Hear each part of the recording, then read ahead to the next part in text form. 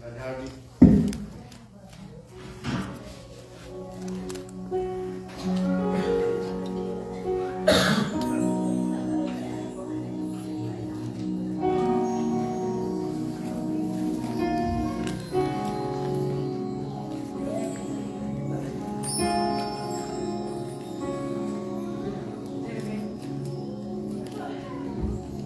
Awitin ko man lahat ng awit sa mundo, di kayang ilarawan ng kadakilaan mo. Kulang ang lahat ng tula, walang maging mga salita upang ihayag ang kabutihan mo. Awitin ko man lahat ng awit sa mundo, di kayang ilarawan ng kadakilaan mo.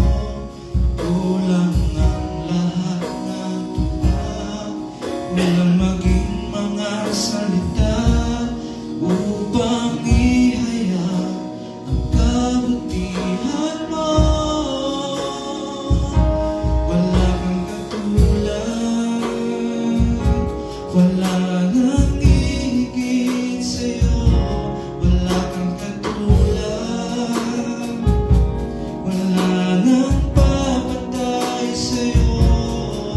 Ikaw ang Diyos noong pa man, maging ngayon at kailanman. Sa habang panahon, wala kang katulad. Awitin ko man lahat ng awit sa mundo, di kayang ilarawan ng kadakilaan mo. Kulang ang lahat ng tula, kulang maging mga salita upang ihayag ang kabutihan mo. Wala kang katulad, wala nang hihigit sa'yo. Wala kang katulad,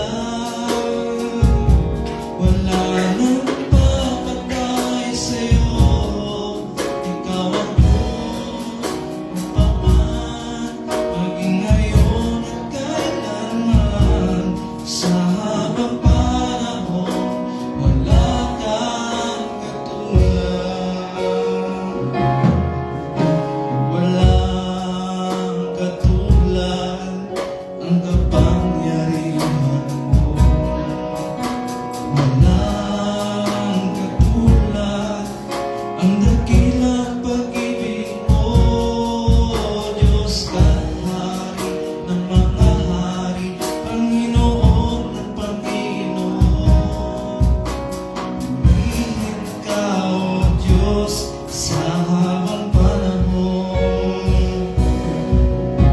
Walang katulad ang kapangyarihan mo. Walang katulad ang dakilang pag-ibig mo. Diyos ka't Hari ng mga hari, Panginoon ng Panginoon.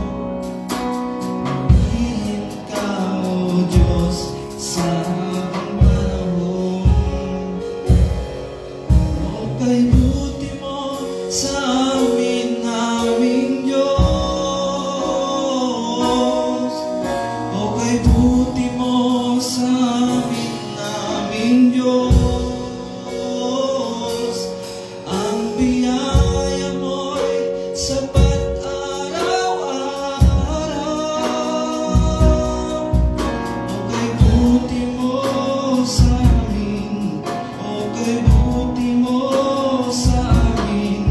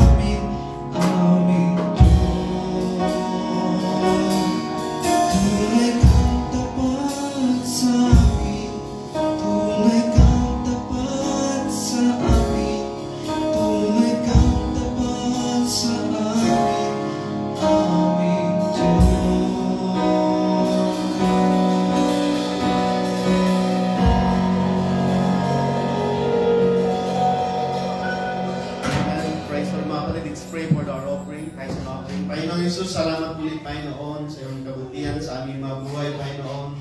Salamat po, Diyos, sa mga tithes and offering na aming naibigay sa iyo, Panginoon. Hallelujah. Salamat, Panginoon, ay kayo patuloy nag-bless sa aming mga trabaho, Panginoon.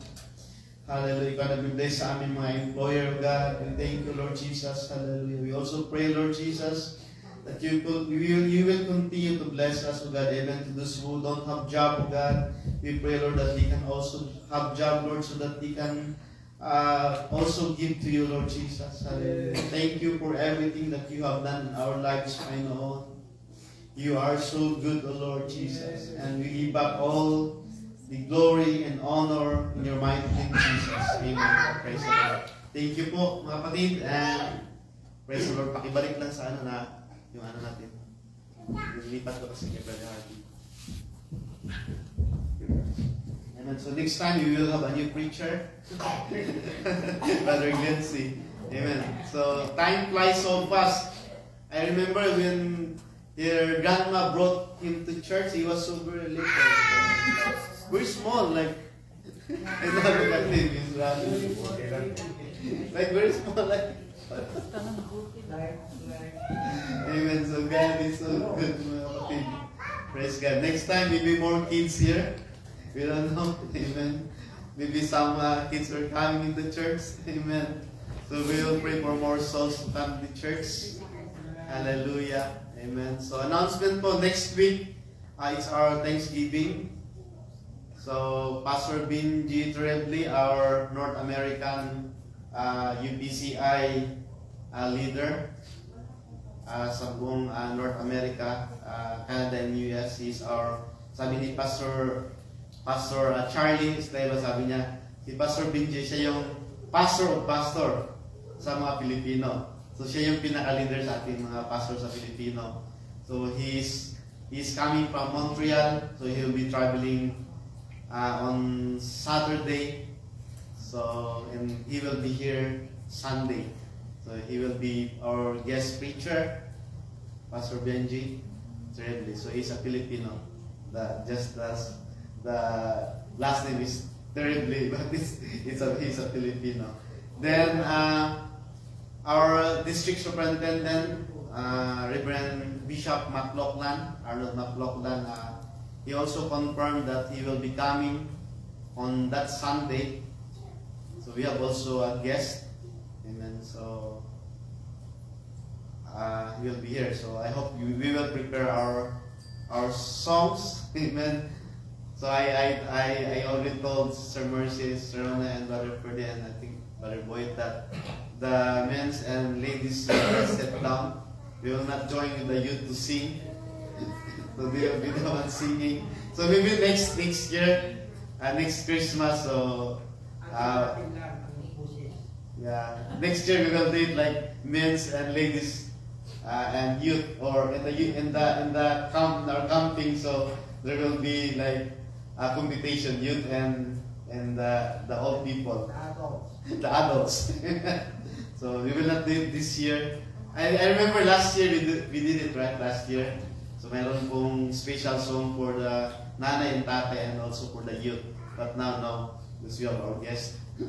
And so, salamat sa Panginoon. And we will open the church. I always spoke with that we will open the church on like 4 o'clock next week so that we can prepare. But we will start our service 5 o'clock. So I already told my friends who are coming that we move the schedule 5 p.m.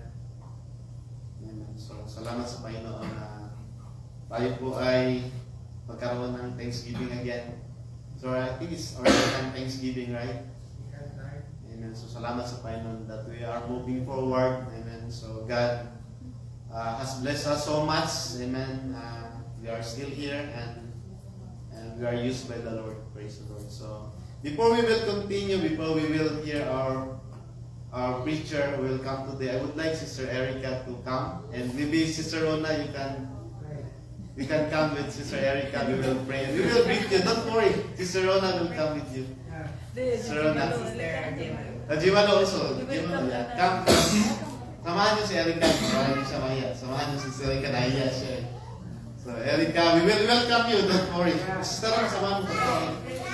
We will pray for you. We will just welcome you. Amen. That's our tradition. If somebody will come to church, we will sing and we will greet and we will sing for you. Amen. And we will pray. Praise the Lord. So, andito Sister Erica. Amen. We will sing. Anong kanta natin Brother Harvey? Welcome. Okay, welcome. We welcome you. You will not be a visitor, but you will be staying with us. Amen.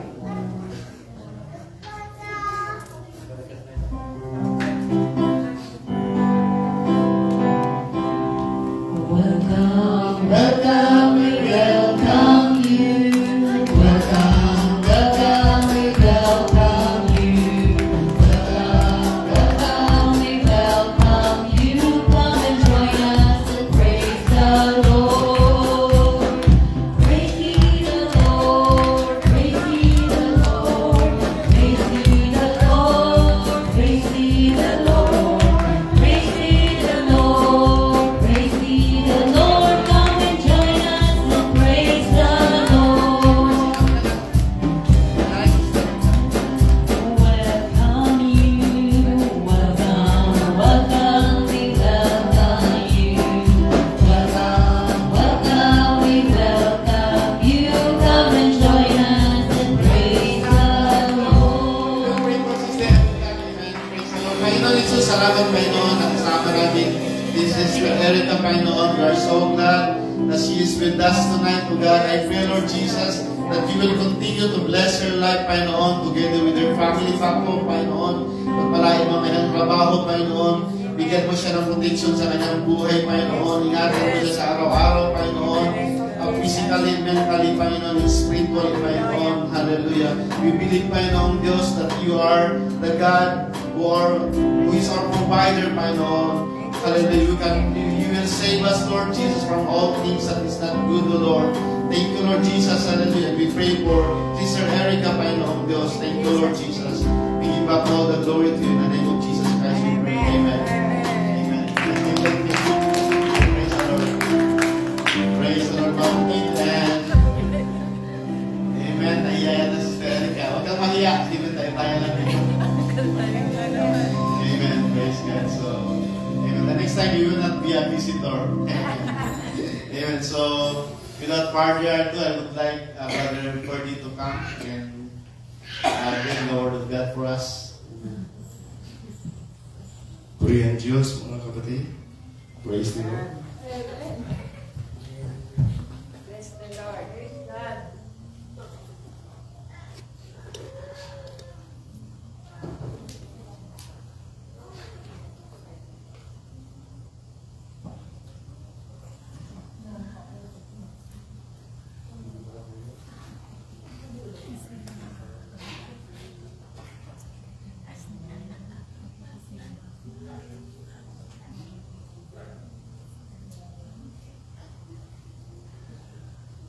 Praise the Lord. I was moved by the good message ng Brother Harvey. Sabi niya, ang Diyos ay walang katulad. Tunay na ang Diyos walang katulad. You cannot match our true living God with anyone and everything, because He's our God. He's the God of all, God, the King of Kings. So without further ado, may we request everyone to stand up as we read this scripture reading for tonight. And I have taken this from the book of Exodus, chapter 20, verses 3 to 5. And it reads, Thou shalt not have other gods before me. Thou shalt not make unto thee any graven images, or any likeness of anything that is in heaven above, or that is in the earth, or beneath, or that is in the water under the earth. Thou shalt not bow down thyself to them, nor serve them. For I, the Lord thy God, I am jealous God, visiting the iniquity of the fathers upon the children, unto the third and fourth generation of them that hate me. In Ezekiel 14 verses 3 and 4, sa Tagalog, anak ng tao, inilagay ng mga lalaking ito ang kanilang mga diyosan sa mga puso nila. At inilagay ang katitisuran ng kanilang kasamaan sa kanilang harapan. Hayaan ko bang sumangguni sila sa akin? Kaya't magsalita sa kanila at sasabihin mo sa kanila, ganito ang sabi ng Panginoong Diyos, sino mang tao sa sambahayan ni Israel na may kanyang mga Diyos-Diyosan sa kanyang puso at maglalagay ng katitisuran ng kanyang kasamaan sa kanyang harapan ay gayon may lumalapit sa propeta, akong Panginoon ay sasagot sa kanya dahil sa karamihan ng kanyang mga Diyos-Diyosan.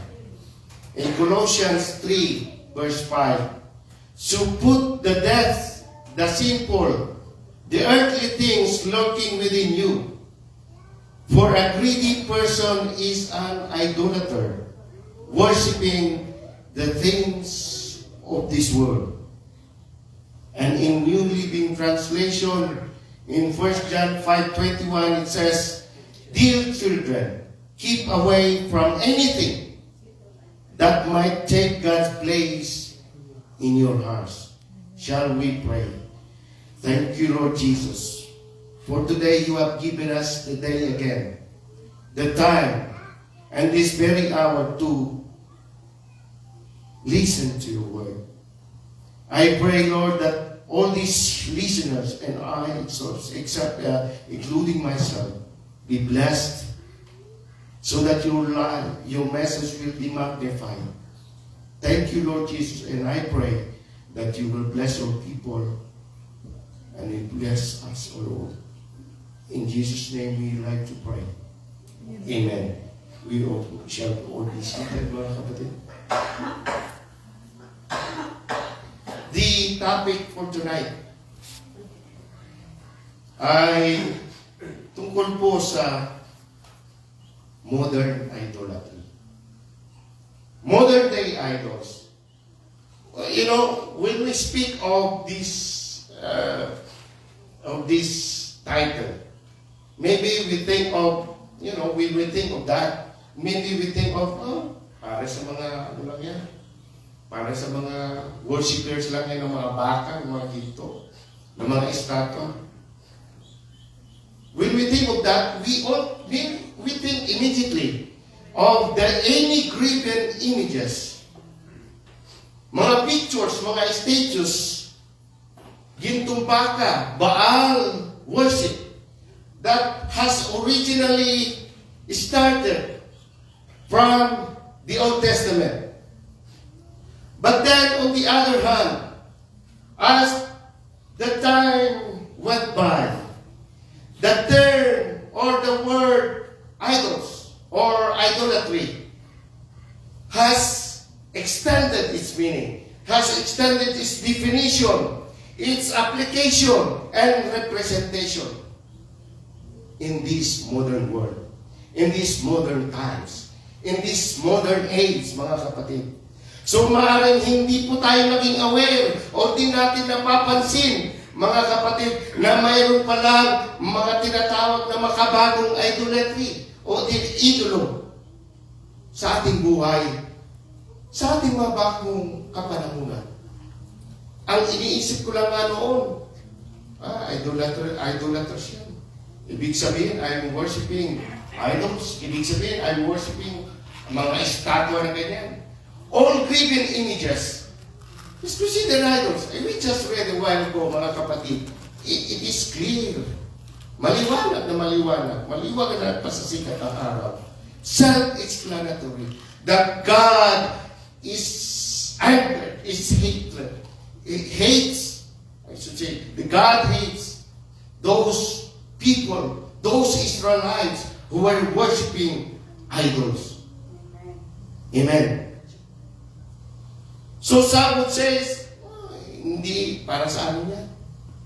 Kasi we're not already, praise God, we're not already worshiping idols.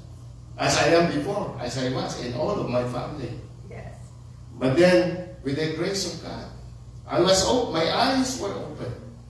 By the grace of God, dahil sa pag-ibig ng Panginoon, ginawa niya itong na iniligtas at inalam. 10 ng aking mga anak ay nakakita na rin ng katotohanan. Amen.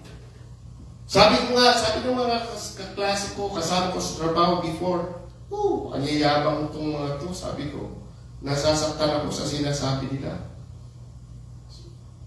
Akala mo, alam nila yung Biblia, but it's not. Di ba, ang masakit ay katotohanan. Truth is painful, but it heals. Truth is painful, but it restores. It restores our true relationship with our living God. Amen. It's not that. It's not, oh my goodness. He is Spirit. That's why God wants to worship Him in Spirit and in truth. Kaya kung may nakikita ka, kung may tinitignan ka, Hallelujah. that's not the Spirit. Sabi ng Panginoon, God is Spirit, we worship Him in Spirit and truth. Sabi ng Panginoon, huwag kang you worship sa hangin. You worship sa hindi mo nakikita. You worship everything na hindi mo nakikita. You focus your mind, you focus your spirit to the things, to Him alone. Not to the things na nakikita mo. Tumingin ka sa iyong katabi. Hindi yan. Tumingin ka sa iyong katabi. Hindi yan. Hindi ibig yan. Mali yan. Worship the Lord. Close your eyes.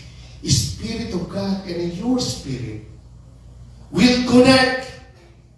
It will connect your spirit of God and your spirit will communicate. That's how love does God communicate to us. In us and within us.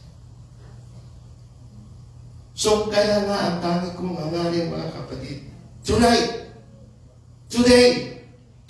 to reveal to us all, para mailantad sa atin, mga tagapakinig, kung gaano tayo kadaling masilo, gaano tayo kadaling masukol, mahuli tayo sa tinatawag ng modern idolatry in our lives. These are modern idols.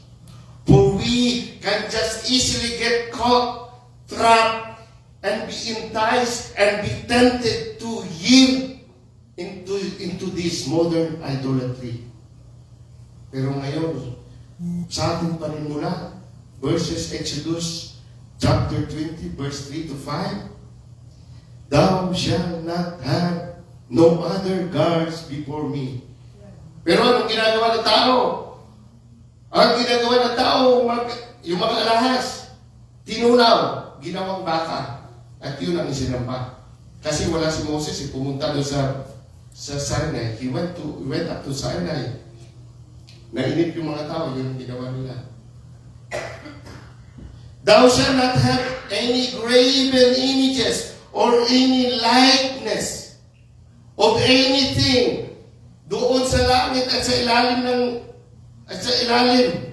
under heaven and water under the earth. Thou shalt not bow down thyself to them, nor serve them, for I, the Lord thy God, is jealous God." So ang Diyos pala ay mainggitin, ay mapanibughuin sa Tagalog. Ang lalim, ano? So, visiting the iniquity of the fathers upon the children unto the third and fourth generations. So if we did that, from our third and fourth generations, we will have the consequences. We will have the punishment of the anger of God. So in this Exodus 2:23 to 5, it tells us about the people of God, which the Israelites before were worshiping the physical, the literal idols in the form of young golden calf. Yung batang buya, yung batang baka na ginto na hinulma mula sa mga tinunaw na mga alahas nilang ginto at mga pilak. So, it is an act of worshiping alone is what we call idolatry. Isang pagsamba na kung saan kinakatahan natin, na kung saan ating dinadasalan, niluluhuran, pinapatirapaan, sinasayawan. Yung ang ginagawa nila nun yung mga Israelites. Yung itong walang iba kundi itong hayop. Demonic. Is not what I have. Hayop hayop, baka. So then after that, what happens? Here comes another one. May bago na naman. Baal worship, which introduced by Canaanites. They were pagans. Mga pagano tawag sa kanila. And they infiltrated the Jewish religions. They infiltrated the Jewish religion in the time of the judges and kings. Baal being the god of God of to produce, God of earth to produce crops. And also Baal to produce children, para marami daw silang anak. Yun ang kanilang dinadasalan. Ganun pala yun? Meron pa rin ba yun? Para magkaanak ka, pupunta ka sa Binondo. Amen. Sa Ubando, Bulacan. Magdasal ka na lang sa kwarto mo. Kausapin mo ang Diyos sa Espiritu. And that's the way God likes it. That's the way God taught us to do, not to go to there. Pero bakit? May mga tao naman, pagpunta mo, nanganak naman. Hindi mo alam, ang demonyo may power din. God has power. And demonyo has power. Para nandun ka pa rin sa kanila. Hindi ka pa rin makaalis sa kanila. But God, I hear it. Bakit? Lahat sino yan lang. Para doon ka pa rin at hindi ka makaalis sa power of the demons. Amen? So idolatry invites us to sin into our lives. And it blocks our relationship with the Lord our God. It leads to spiritual death and blindness with the truth. Ito ay nagbibigay sa atin ng kabingihan at kabulagan sa katotohanan. Amen? Ito ay isang pandaraya ng enemies, ng ating kaaway. And eventually, people who did this will suffer the judgment of the Lord because idolatry, shall we say, the worship of many small gods. So idolatry leads to separation from our true living God. And whenever we worship, every time we worship to other gods, it creates a partition. It creates a wall, a division between your spirit and the Spirit of God. Meron pong dingding na pagitan ang namamagitan sa iyong espiritu at sa espiritu ng ating Panginoon when we worship other gods. So, in this, the Bible shows us how turning to idols results in damage or in destruction, and how God's people were often disciplined by God by going into the false gods dahil sa kanilang maling pagsamba sa Diyos at maling pagtalikod nila sa tunay na Diyos, I should say. So choosing idols over God always carries consequences in our lives. Ang pagpili sa mga idolo sa ating buhay sa halip na ang Diyos ang ating iidoluhin ay may dala daw na kahinatnan at kaparusahan sa ating buhay. Sa Romans 1:25, they traded the truth about God for a lie. So they worship and serve the things God created instead of our God, the Creator. Praise the Lord. Shall we clap our hands to the Lord? Amen. Worship means we always direct our worship to our living God. Idolatry distorts worship by redirecting toward the things, towards unworthy things that are created by human hands. That are created by, like those graven images. Amen. John 4:24, John 4:23, sabi, but the hour cometh, pero ang oras ay darating, sabi niya ng Panginoong Jesus. At ngayon na nga, sabi niya, and now is when the true worshipers shall worship the Father in spirit and in truth. For the Father seeketh us to worship Him. Verse 23 yun, sapagkat ang Ama ay naghahanap ng mga tunay na magsasamba sa Kanya. And why? Ba't siya naghahanap? Ang sagot ay sa susunod na verse. Sa verse 24, yan ang sagot. Because God is Spirit. Because God is Spirit, and they, you, me, tayo lahat, because we should worship the Father in Spirit and in truth. Ibig sabihin, mga kapatid, huwag daw tayo magpuri o magsamba sa nakikita. Anything na nakikita natin, katabi natin, kahit asawa natin, kahit mahal natin, hindi natin sambahin. Ang sambahin lang natin, only God, the Spirit. Amen? Shall we clap our hands to the Lord?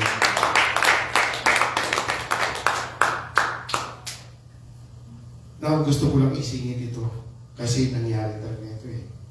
Nangyari. 1 Corinthians 10:18-20. Ano ang aking sinasabi?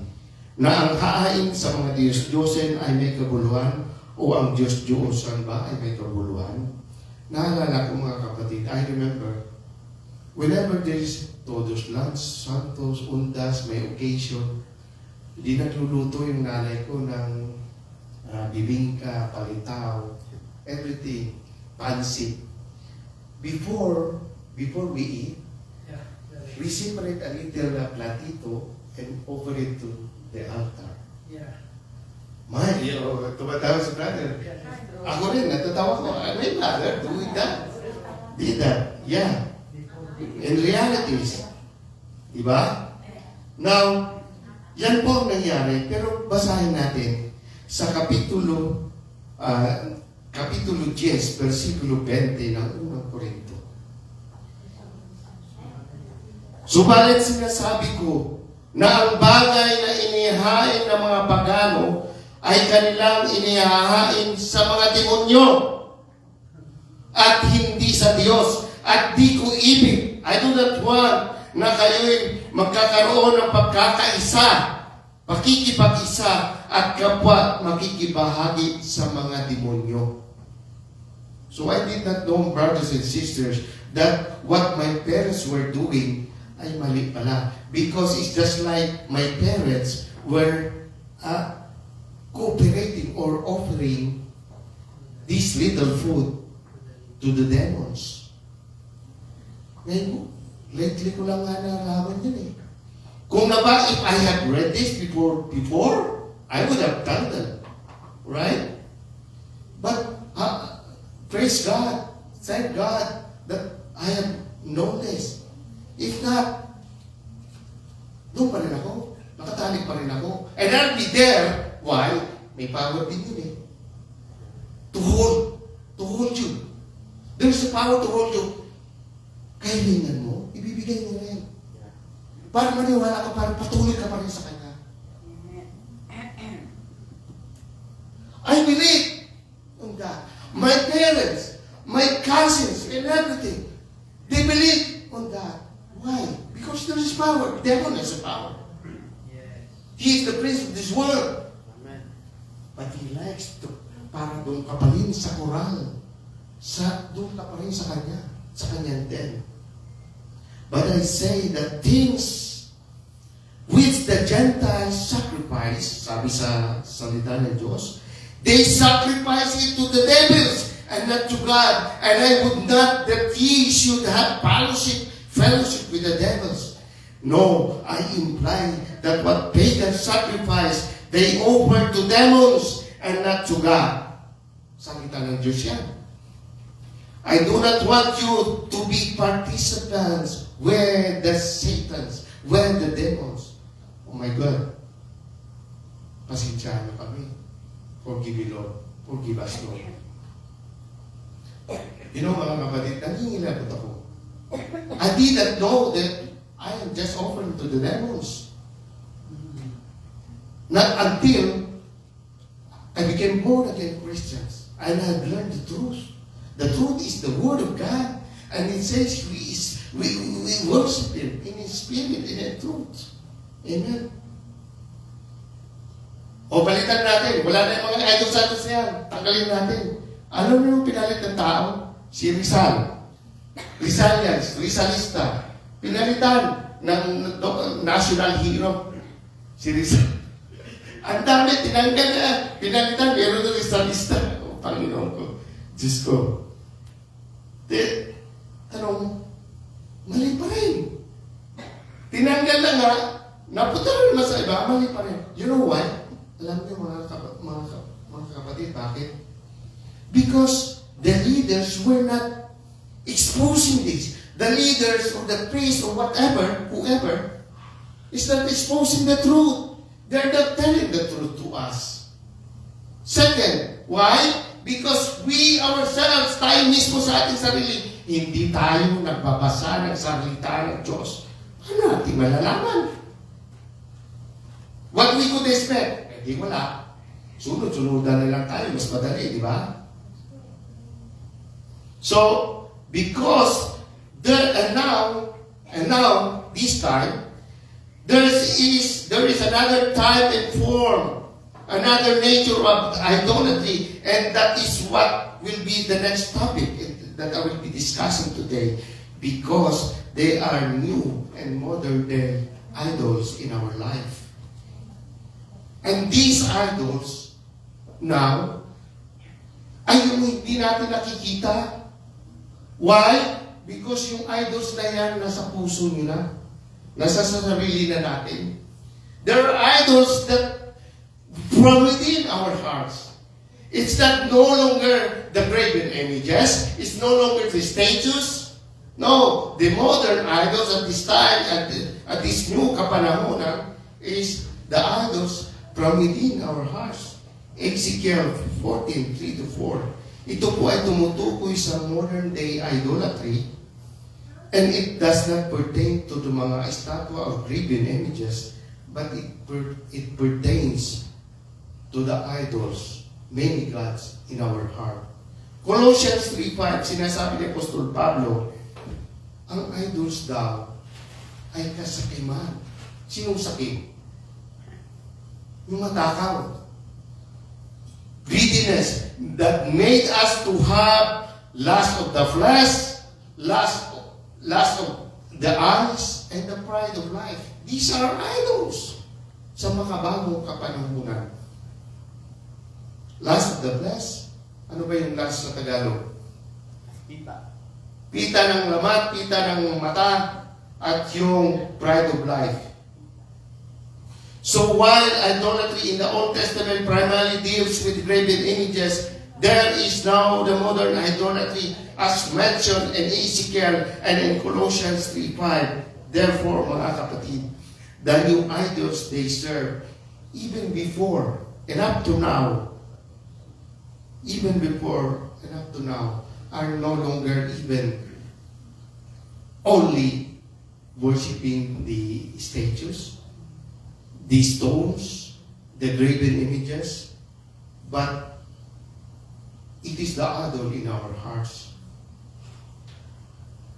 Modern day idolatry is one of the biggest challenges of the church and in the community. Because this is now the issue or the problem in our hearts. It concerns the condition of our heart. So our biggest problem now, it's no longer external. It's literal or sin that can be seen in our naked eyes. And lahat po tayo na have the heart problem. Whether we accept it or not, heart problem. Hindi ko po ibig sabihin yung physical or medical condition. Ang ibig ko pong sabihin yung spiritual heart problem or na condition ng ating puso. Why? Because from our heart emanates, from our heart is bring up good and evil. Right? Amen? Shall we say amen? From our hearts emanates good and evil. Dahil sa ating puso, dahil sa ating kaluluwa, nagsisimula ang mabuti at masama. Yung ating kasalanan, ang ating katamaran, ang ating kasinungalingan, at iba pa. Matthew 12:34, for the abundance of the heart, the mouth speaketh. Sapagkat kung ano daw ang kasaganaan ng ating puso, ay siyang ibinubuka ng ating labi. Ay siyang sinasambit ng ating bibig. But sometimes I know that you are not aware. Even myself, I may not be aware that I was already doing evil. Is or against God. Why? Because from ourselves, evil thoughts, evil desires comes out. Evil deeds, anger, slanderer, laziness, lying, maliciousness, lover of pleasures and pastimes, and to all that mentioned, o sa lahat ng mga nabanggit, it will mess us to recognize and we will understand the different meaning and representation of idolatry in our lives. So ang mga iba't ibang kahulugan ng idolatry. So sa dictionary, ang idolatry, it means it is a religious worship of physical idols or excessive reverence or devotion to something. Number 2, ang kahulugan po ng idolatriya ay ang pagsamba sa di tunay na Diyos, ang pagsamba sa mga estatwa o sa mga larawan, at ito po ay pagsamba na nagiging tinatawag po na maling Diyos o Diyos-Diyosan. Amen. Number 3, it pertains to the worship and adoration, veneration of any graven images, statues, or any pictures or objects that made from the human hands. Number 4 definition. The worship of heavenly bodies is also idol worship or idolaters. And this one, and if you and I have extreme admiration, extreme love and reverence for something and for someone other than God, then certainly you may have fallen into a modern day idolatry or idols. So in general terms, o sa pangkalatang pagpapahayag o katawagan, ang idolatry po, mga kapatid, ay ang bagay o anumang bagay na mas mahalaga maliban sa ating Diyos na buhay. Palapakan po natin ang ating Panginoon. Anything or something or anything or everything that is more important to you other than God anything that absorbs your mind and imagination other than God. That is idolatry. Anything that you seek to give you, but only God can give, is an idolatry. Ano mang bagay na hinahangad natin maibigay sa akin, sa iyo, pero ang Diyos lamang ang makapagbibigay, is an idolatry. Tani ang Diyos lamang. So they are all idols which become a false God in our lives as Christians. This is a serious business of our true living God. And that it's hard because it emanates from our heart. It's always there. So God considers idolatrous worship when we bow down, when we kneel down, when we pray for them. It's idolatrous. When we serve them, and when we spend more time, more on Facebook, rather than reflecting God's Word. Amen? So idolatry sa kabuuan is an act of placing anything, anyone above God in our hearts. Our priorities in life or worship. So Acts 17 and 16, si Apostol Pablo ay pumunta sa Athens, Greece. Hinintay niya doon si Timothy and si Silas. And when he was there, Paul was there, his spirit was bothered. His spirit was worried so much because he had seen in his spirit that the Athens, Greece, is full of idols. Posible ba yun? Buong nasyon, full of idols? Pero sa espiritu niya, sa kanyang espiritu, nagsasabi sa kanya, this Athens is full of idols. Pero mga taga doon sa Athens, hindi, wala lang. Doesn't bother them. Mga Grecians, mga Athenians, doesn't bother them. You know why? Because they don't know. Ano ba, nasisisi mo ba sila? No. Because we don't know. They don't know that they are serving idols in their hearts. So, nagpunta doon si Pablo, nangaral siya sa sinagoga and explained these idols in their hearts. Not only the graven images, but all kinds of idols. So, posible. Even us, even me and myself, there's an idol in myself. Sometimes I get, sarap Facebook eh. Ang sarap mag-ganyan, no? TikTok. Ang sarap YouTube. Di ba? But paminsan-minsan, palagan natin ang Diyos, mga kapatid, because if not of God, we are not here today. If not of God, we're not listening to these words. This is the word of truth. This is the word of God. So we are blessed, we're here. We are hearing this. And God, the Spirit, is revealing this to us right now. I don't know. But God, I just feel to myself that I want to preach this. To say this to you this time. I'm just following what my spirit was. So, ganun. Anong sinabi ni Pablo pagkatapos yun? Pagkatapos niya, flee from all idols, sabi niya. 1 Corinthians 10:14, little children, keep yourselves from idols. So, stay away from idols. My dear beloved, sa 1 John 5:21, sabi doon, stay away from anything of anyone that gets you to replace God in your heart. Something or anything that God takes place. Kaya isip-isip na. Ano kaya ang masyadong nakaka-90% na yung itong ginagawa ko other than God? Nakasi 70% na. Teka muna. Ang nagbibigay sa akin ng lakas, ang nagbibigay sa akin ng Talino ang nagbibigay sa akin ng kalusugan ay ang Diyos. Sige nga, ay kung wala ka dito ngayon, nandun ka sa ospital, nandun ka, may sakit ka, nakaratay ka. Amen?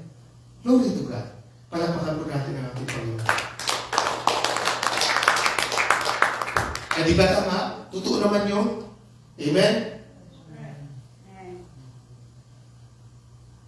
Meron din mga self-idolatry. Yung elite na elite sa sarili. Alam mo yung mga RSV version? Yung bang, ano yung RSV? Yung feeling rich, sexy, and beautiful. Feeling rich, sexy, and beautiful. Yung, this is my position. Ako ang pastor dito, ako ang priest dito, ako ang leader, sumunod kayo sa akin. Self-gratification. Ako ang may gawa niyan, ako ang nagpauna niyan. Oh, I made that. It's me. If not because of me, nothing will materialize. Self-idolatry. It is in our hearts. Amen. So self-idolatry. Ano pang iniidolo natin? Yung pera. Yung possession natin. Oh, ganda ng cars ko. Ganda ng bahay ko. Wow. Oh, ganda ng profession ko. Ay, narating ko na tok-tok ng aking posisyon na gusto ko. Narating ko na yung self-esteem. O self-gratification. Self-idolatry. Self-esteem. Hindi mo ba alam na narating mo yun dahil sa bigay na talino ng Panginoon sa iyo? Amen? Praise the Lord. So, I want to clear that none of these things individually simple in moderation. Kapag tama, tama, meron tayong bahay, meron tayong sasakyan, meron tayong motor, meron tayong yan. But let us not forget to gratify God in our lives. Because the first and foremost, ito ay bigay niya sa iyo. The first and foremost, because He gave you that blessing because He wants you also to give back to Him what is for Him, due for Him. Amen. So wala pong masama, even money, as long as we don't love the money and we still have the time for God. So they only become simple when the amount of time, when the amount of attention, and with the amount of effort that you are exerting is more than the amount you have given to God. Amen. At yun po ay yung mga idolatry in our heart in these modern times. It is in our mind, it is in our soul, it is in our hearts. When I say soul po, it means our minds. When I say spirit, it is the one that connects to God apart from the soul. Mas mababa ang kalagayan ng soul sa espiritu. Ang soul ay yung laging kumukutkot dito sa diwa natin. That is our soul. Kung ano laging punta ka doon, punta tayo doon. Amen? So, idolatry. Kaya dapat natin maunawaan ng bawat tagapakinig ngayon na ang sino man o anumang bagay na maaring maging idolo natin kung inilalagay natin ito palagi sa unahan bago ang Diyos sa ating buhay. What I mean to say is that it's to these listeners is that so that you understand that whatever that anyone or anything that can be idol into our lives, if we put it first before our God in our lives. To give us a quick example is that if anything means more to you other than God, that is idolatry. Amen. Whatever you love more than God is idolatry. Kung ano mang bagay na masigit kaysa sa iyong Diyos ay isa pong idolatria. Kaya nga naman, salamat sa Diyos because this time ay inire-reveal po ito ng Diyos sa atin sa ngayon, sa araw na ito. In short, when we speak of this idolatry, it involves our hearts. It involves our souls. Alam niyo tayo, meron tayong mga blind spots sa ating buhay. Kung mga driver ka, kung driver ka man, alay mo yung tinatawag na blind spot. Nakita mo, hindi mo nakita na may dumating dito, tinitignan mo yung side mirror. Pero, may blind spot hindi mo nakita. So tayo din mga Kristiyano, may mga blind spot tayo ng mga idolo sa ating buhay. Hindi lang natin napapansin marahil. But it is there. That blind spot will realize us, will magpapaalala sa atin. Oh, blind spot mo yan, Brother Ferdy. Blind spot mo yan, sister. Na dapat mong ihingi sa Diyos. Ilapit sa Diyos. So to be honest mga kapatid, I myself struggle with some of these blind spots as well in my life. So if I do that, the scripture says, I'm just like pagans worshiping idols. Amen. So, this modern idolatry now, the new idols, is that we seek and serve for our own pleasure, for our own gratification, satisfaction, fulfillment, are no longer made of wood, statues, and pictures, and any graven images, but they are the idols of covetousness, greediness that is in our heart. Sabi po ng isang French reformist, pastor, theologians, ang pangalan niya John Calvin. Sinabi niya, man's nature, so to speak, is a continuous and non-stop factory of idols. Discard one, and you will simply create another one.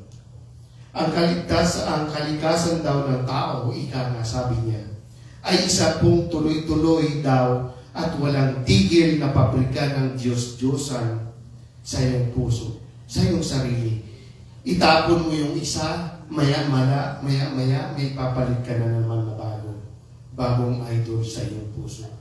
So ingatan po natin ang ating sarili with regards to this idol.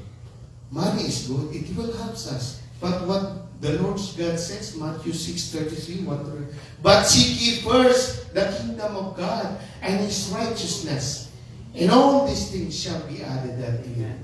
Hanapin mo muna ang kaharian ng Diyos at kanyang katwiran, at ang lahat ay ibibigay niya sa iyo. Kung sa'yo mangyayari, mga kapatid, hanapin mo muna ang Diyos. Hindi mo pa inasahan, hindi mo yun hinihiling eh. May binigay pa siyang iba. Ganyan po, kabait ang Diyos. Wala po siyang katulad. God is good. Amen. God is good. Amen. All the time, God is good.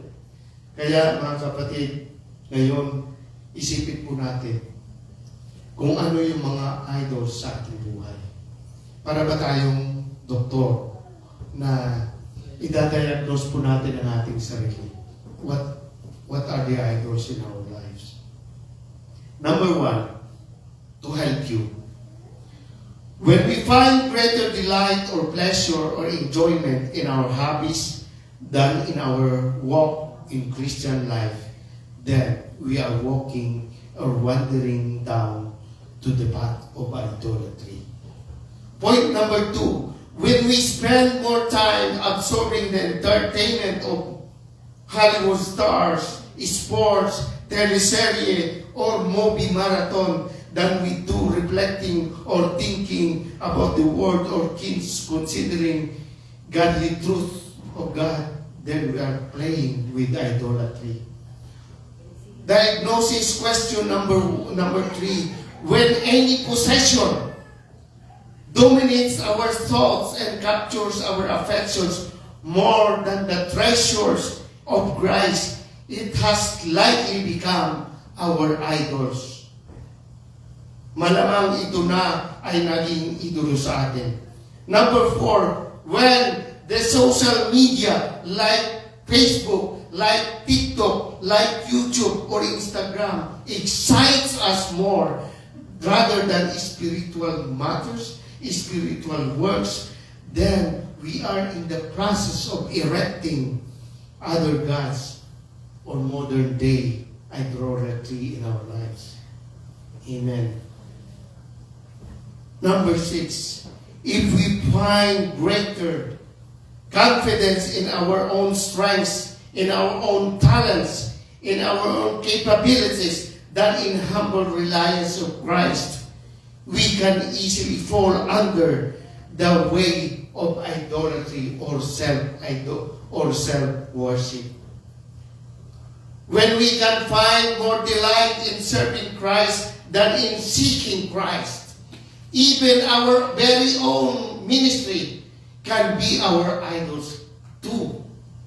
Matindi pala ito.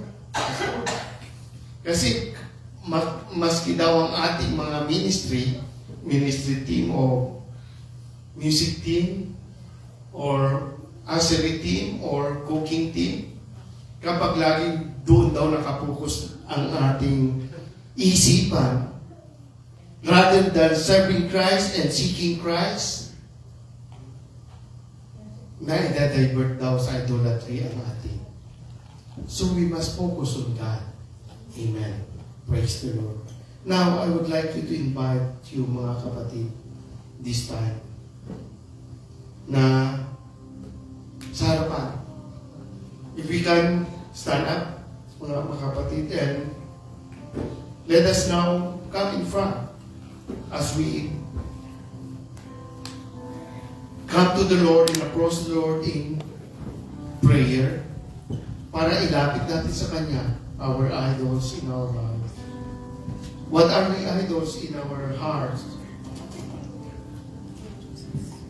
Can you be able to recognize your idol, your own idol in your heart? Pwede mo mang masagot yan? You cannot answer it to us, but answer it to the Lord between you and God in the Spirit. Ilapit natin sa Diyos kung ano ang ating natitirang idols in our hearts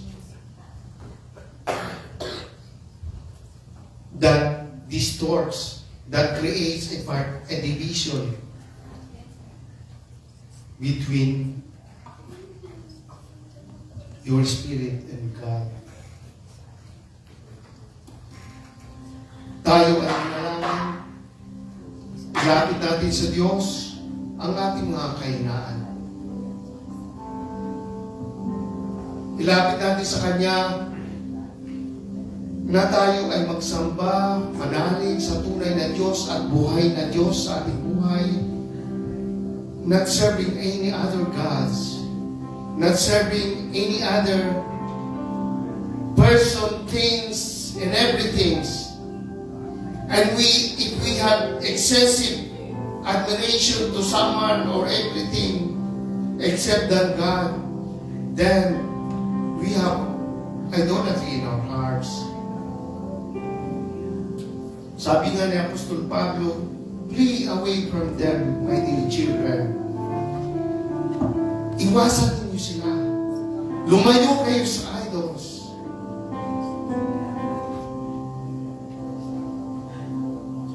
Anything na nakapagpaligaya sa iyong puso, nakapagbibigay sa iyo ng kagalakan, kala mo tama ito, hindi pala. Sapagkat nakakalimutan natin ang ating Panginoon. Instead of thanking God for His goodness to us, we forget Him. We cling to other cares of this world. So we have to recognize, we have to understand that ourselves, our hearts is full of idols. Some of us have idols in our heart.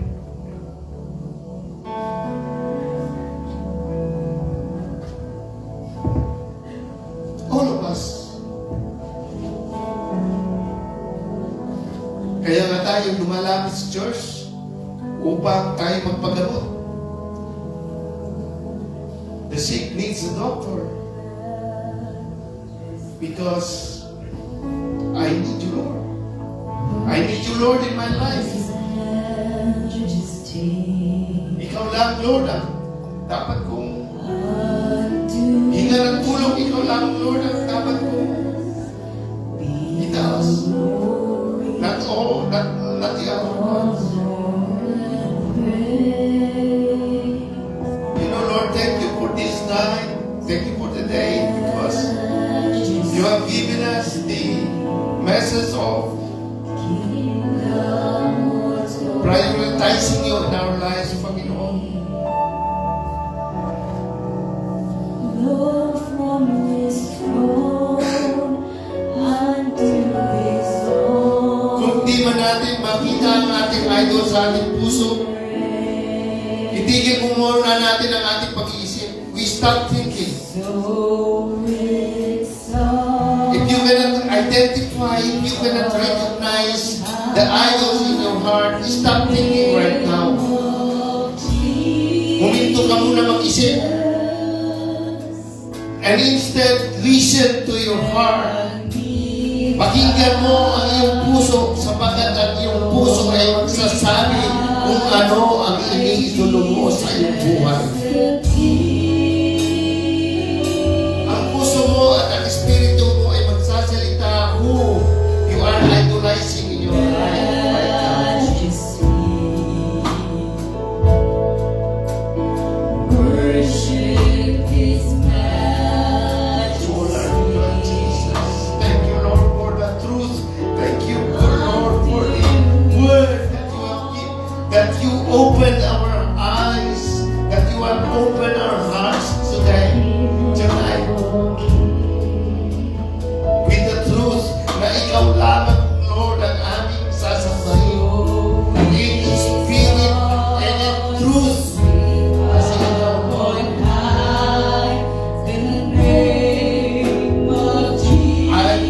espiritu na dapat aming sasabahin.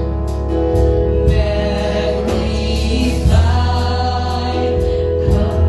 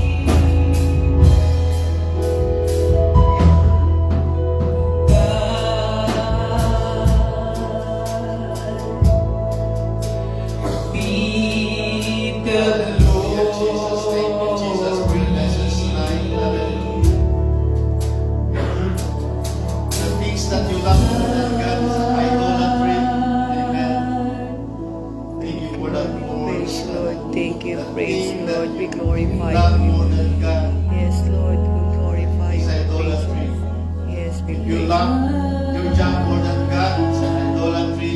If you love your money more than God, it's an idolatry.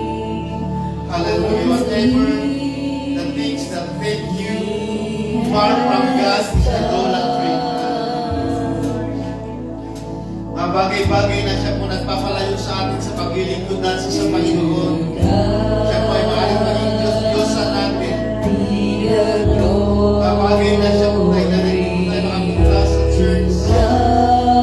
Tayo po ay magsasama sa Panginoon. Isa niya po sa idolatry.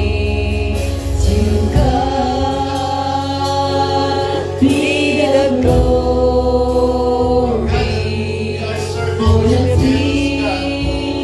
Jesus God. Jesus, hallelujah. We worship you, Lord. Thank you, God.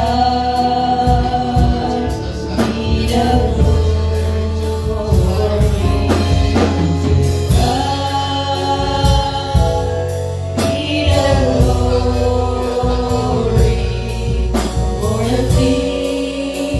hallelujah. Yes, Lord, thank you, Lord. We praise you, Lord. We thank you, Lord. Thank you, Lord. We thank you. We praise you, Lord. We glorify you. Salamat pa yun sa lahat-lahat. We praise you, Lord. We glorify your name, Lord. Salamat, Lord. Pinunod ng Panginoon sa iyo ang aming pangalan, Panginoon. Pinaring na blessing, Panginoon. Gabayan mo sila, Panginoon. Ang Panginoon, praise you, Diyos ay pag-ibig. ang Diyos Ay purihin. Ang Diyos ay purihin. Sa walang Yes, Lord, we praise you, Lord. Thank you, Lord. Sing praises to your name. Oh Lord, sing praises to your name. We praise you, Lord. Oh Lord, You are so your wonderful. name is great Thanks, great and Lord. greatly to be Your name is power. Your name is healing, Lord. Your name is salvation. your Your name is our strength, Lord. Oh Lord.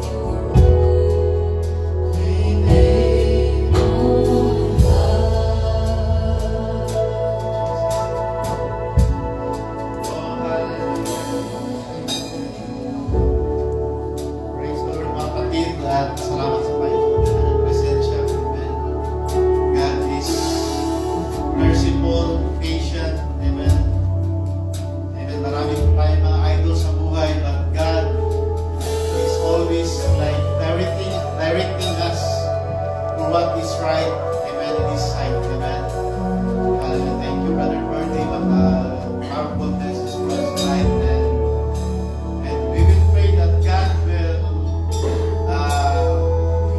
always be our guide, amen, always be our God that we are serving. The God that we are serving is more than enough, Amen. If we have Jesus in our hearts, we have everything. Amen. So He deserves all our worship. Amen. Hallelujah. Praise God. All our praises, all the adoration. Amen. Amen. And in Him we only serve. Amen. Amen. No other God that we will serve except Jesus. Amen. We will pray po. Amen. Panginoong Jesus, salamat po Panginoong Diyos sa iyong mga salita na binigay sa bawat isa sa amin, Panginoon. Nawa, Panginoon, it will be our guide, Lord, in our daily walk with you, Lord Jesus. Hallelujah.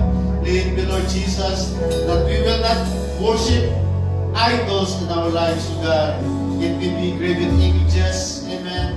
It will be our money that we have, Lord Jesus, or anything, Lord Jesus, more than you, Lord. Praise God. Thank you, Lord Jesus, for your message. And as we go home tonight, O God, we pray, Lord Jesus, that you will bless us, O Lord, that you will take good care of our lives, O God, our family, O God. Praise God. Hallelujah. Praise God. Ingatan mo about sa Panginoong Diyos sa aming pag-uwi, Panginoon. We thank you, Lord Jesus, and even those who are watching online with us tonight, bless them also, Panginoon. We pray, Lord, salvation, Lord Jesus, those people who are not yet, who don't yet have the revelation from you, Lord Jesus.